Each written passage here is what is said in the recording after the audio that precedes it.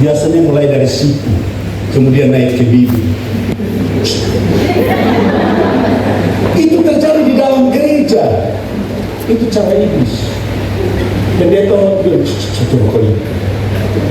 dan biasanya hanya masalah rambut, sepatu, baju, tidak ada yang substantif, tidak ada yang luar biasa yang terjadi itu. Dari sepatu itu kemarin dia beli cakar itu. Apa urusannya sepatu cakar dengan dia masuk gereja? Tidak ada urusannya. Yang paling menderita ukuran baju itu pendeta, karena tiap hari minggu ada imiji. Kalau yakin ada yang gosip pendeta dan kok pendeta stres, mati minggu depan tidak pimpin ibadah, karena yang pakai diputin. Nanti 3-4 bulan baru ganti stolanya. Itu.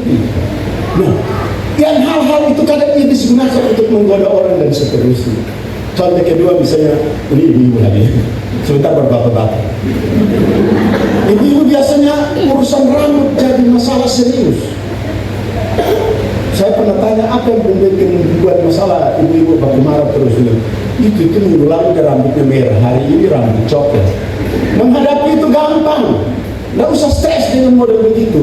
Kalau mau rambut seperti itu tinggal pergi di toko yang jual pewarna rambut itu, beli model seperti itu, semprot rambut, tak minggu depan datang bos rambut itu juga sama kok, selesai masalah. Ini kita mulai gosip rambut orang mulai dari Natal nanti ketemu Paskah. Tiap kali ketemu ibadah keluarga, masih ingat kok, itu rambut, nah, gaya-gayaan, urusan rambut kayak mau bintang iklan sampo saja. Itu biasanya membuat kita mengarahkan fokus kita, mengacaukan fokus kita sehingga membangun kerajaan Allah itu kemudian kita abaikan. Catatan kedua, dalam rangkaian mengisi, melewati cobaan, satu nilai yang luar biasa yang dilakukan oleh Yesus adalah dia berdoa kepada Bapaknya. Dalam doa dia meminta agar kerajaan itu terpelihara dengan baik, dan kemudian dia berdoa agar pewaris dari para kerajaan Allah itu terpelihara, bersekutu membangun kerajaan tersebut. Ketika Yesus berdoa, Yesus mau bilang para murid mesti harus saling menjaga, saling menopang, tidak boleh gontok-gontokan. Kenapa Yesus berdoa? Karena Yesus masih hidup, para murid bertengkar siapa yang paling besar di antara mereka. Bayangkan Yesus sibuk melayani, murid-murid mulai bertengkar nih. Saya ini paling jago, atau saya ini ketua kelas dari 12 orang. Yudas sibuk urus uang. Petrus kadang tajir-tajir. Petrus itu tidak konsisten. Kadang dia jago, kadang dia ciut. Bapak Ibu, kita dalam minggu sejarah nanti menjelang Jumat Agung itu ada satu kisah di situ terkait dengan bagaimana Petrus itu ditegur oleh ayah. Petrus cerita jago sekali, tapi ketika perempuan menanyakan kepada dia, engkau adalah salah satu murid dari orang itu, Yesus. Petrus bilang, ada sembarangnya di perempuan ini, saya bukan murid seorang itu.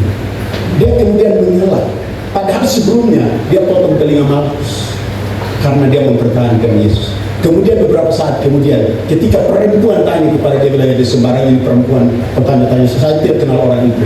Nanti ayam berkokok baru dia sadar.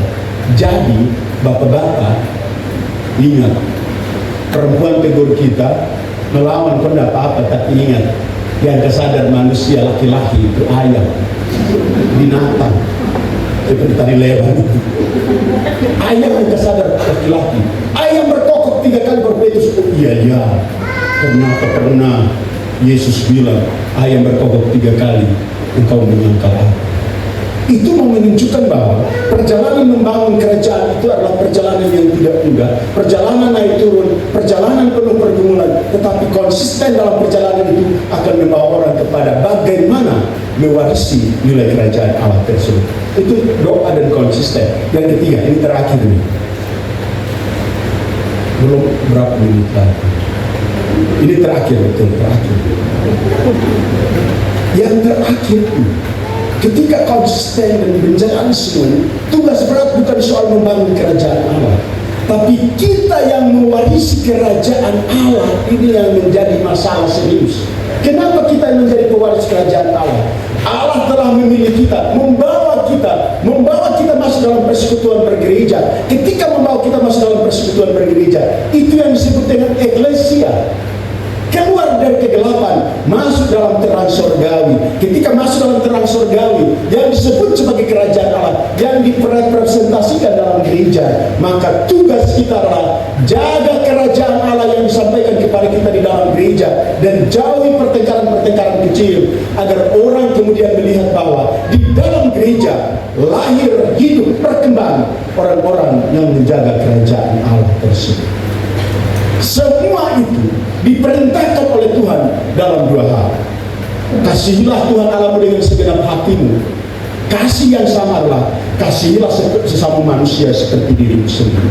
Pada kedua hukum itu tersimpul seluruh hukum Taurat. Itu perintah Yesus dalam Matius pasal 22 ayat 37 sampai 40. Ketika menyimpulkan seperti itu, maka kita yang mewarisi kerajaan Allah ini diperintahkan pertama-tama mengakui Tuhan dengan segenap akal budi, segenap jiwa, segenap hati. Tapi tidak hanya stop di situ. Perwujudan dari mengasihi Tuhan adalah mengasihi sesamamu manusia. Tidak ada artinya apa-apa kalau berdoa kepada Tuhan dengan sungguh luar biasa, beribadah dengan luar biasa, memuji Tuhan dengan luar biasa, tapi kerjanya hanya menggosipkan teman. Ada manfaat. Tidak ada artinya apa-apa. Setelah pulang dari gereja ini, baru di pintu gereja mulai gosip teman. Itu artinya tidak menghargai perintah Tuhan dalam Matius 22 ayat 37 sampai 40. Kasihilah sesama manusia seperti dirimu sendiri. Membuat teman kita sakit hati itu kemudian mengalihkan fokus kita untuk tidak mempertahankan kerajaan Allah tersebut. Konteks hari ini, konteks kita saat ini adalah konteks penuh pergumulan. Konteks yang bisa menyentil teman lewat story WA. Konteks yang bisa menggosipkan teman melalui story Facebook. Konteks yang melukai orang lain melalui TikTok dan seterusnya. Makanya kadang ada yang pergi pasar juga, halo guys, saya mau beli ikan. Tidak seperti tetangga sebelah, ikannya ikan bandeng, saya ikan anu. Bayangkan hanya urusan itu mulai TikTok dan seterusnya. Yang pasti ketika temannya nonton, kau singgung siapa? Saya juga mau bikin akun. Halo guys, saya di sini tidak seperti yang itu. Dia mengganggu saya di pasar itu. Bapak Ibu, saya memastikan bahwa biasa gosip-gosip itu terjadi. Tidak mungkin Bapak Ibu gosipkan saya. Tidak mungkin. Kita berjalan ke gosip apa? Yang biasa digosipkan itu satu kelompok, satu RT, satu apa lagi. Kalau gereja Tuhan saya pergi kelompok, biasanya kelompok apa segala macam. Nanti setelah ibadah kelompok itu, setelah ibadah, sebelum ibadah itu mulai cepat-cepat ibadah. Tapi setelah ibadah tidak pulang-pulang, dulu masih gosip dulu. Sebelum ibadah pelayan firman terlambat 5 menit, apa dia buat itu tidak cepat-cepat datang, sudah jam begini. Setelah ibadah tidak pulang. Saya biasa perhatikan itu ngeri-ngeri juga. Pendeta terlambat 2 menit, 3 menit, marahnya minta ampun. Apa yang kita buat? Sudah tahu macet tidak datang cepat-cepat. Setelah ibadah, pendeta sudah pulang, mereka belum pulang. Tahu bagaimana cara berpikir kita? Mau cepat-cepat selesai, tapi setelah selesai tidak pulang. Kalau duduk bersama itu ada peluang untuk aneh-aneh. Kalau ada yang sudah angkat no, kawan, kau sudah tahu itu yang di sana. Bagaimana? Tapi sebelum kita cerita saya bilang, jangan kau cerita siapa-siapa. Kalau sudah mulai jangan kau cerita siapa-siapa, pasti 30 orang jangan kau bilang siapa-siapa. Nanti ketemu satu, kau sudah tahu belum? Tapi kita besti, jangan kau bilang siapa-siapa. 2 orang. Ketemu 3 orang, jangan kau bilang siapa-siapa.